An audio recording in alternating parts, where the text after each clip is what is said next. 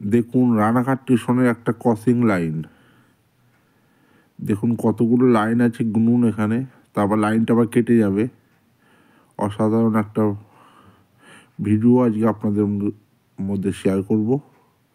দেখুন 3টে line, line 3 নম্বর দিয়ে ট্রেনটা চলছে। এবার দেখুন ক্রসিংটা কাকে বলে, অসাধারণ লাগছে।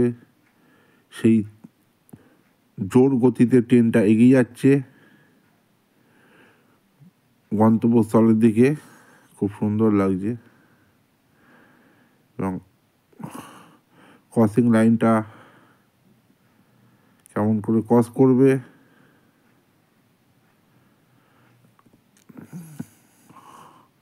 অসাধারণ।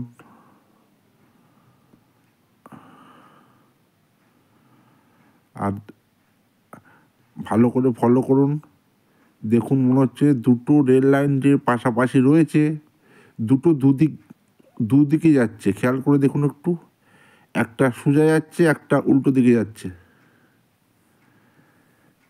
প্রথমটা মনে হচ্ছে সোজা যাচ্ছে আর দূরেরটা উল্টো দিকে যাচ্ছে। দেখুন কতটা লাইন ছেড়ে বেরিয়ে চলে এলো। দেখুন আলাদা লাইন জুড়ে গেল, ওই লাইনটা ওই পাশ দিয়ে বেরিয়ে গেল ক্রসিং লাইনটা। এটা আবার অন্য লাইন জুড়ে গেল এর সঙ্গে। আর আগে যে লাইনগুলো দেখাচ্ছিলাম সেইগুলো ওই জঙ্গলের মধ্য দিয়ে বেরিয়ে চলে যাচ্ছে। আর এই পাশে যে লাইনটা আছে দেখুন, দেখে মনে হচ্ছে উল্টো দিকে ছুটছে। ট্রেন যেদিকে ছুটছে রেল লাইনটা উল্টো দিকে ছুটছে।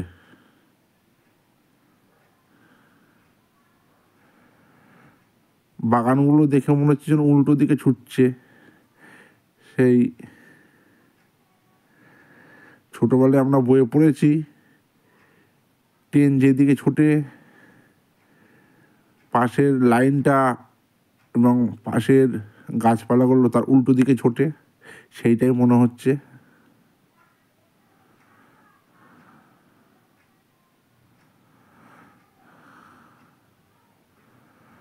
পাশের রেল লাইনটা মনে হচ্ছে যে উল্টো দিকে দৌড়চ্ছে।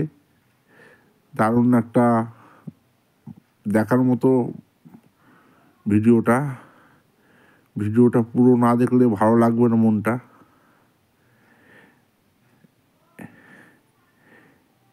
এটাও একটা কোনো সায়েন্সেটিক ব্যাপার আছে, বৈজ্ঞানিক ব্যাপার আছে। ট্রেনটা যেদিকে ছুটছে লাইন দিয়ে, পাশের লাইনটা দেখে মনে হয় উল্টো দিকে ছুটছে। দেখুন লাইনটা কত বেড়ে ক্রস হয়ে গেল, আবার ওই লাইনটা অন্য লাইনের সাথে জুড়ে যাবে। কতটা দূর ছেড়ে চলে গেল, অনেকটাই দূরে। সামনে আসছে একটা নদী, যার নাম চূর্ণী নদী। এই যে প্রবেশ করলো চূর্ণী নদীতে, ব্রিজ, চূর্ণী নদীর ব্রিজ, তলায় চূর্ণী নদীর জল, কি সুন্দর পরিষ্কার নীল জল। এই চূর্ণী নদীর ব্রিজ ওভারটেক করছি। এইবার ঢুকে পড়বো সোজা কালীনারায়ণপুর স্টেশনের সামনে। ওইখানে গিয়ে ট্রেনটা হল্ট করবে, কালীনারায়ণপুর জংশন বলে কথা।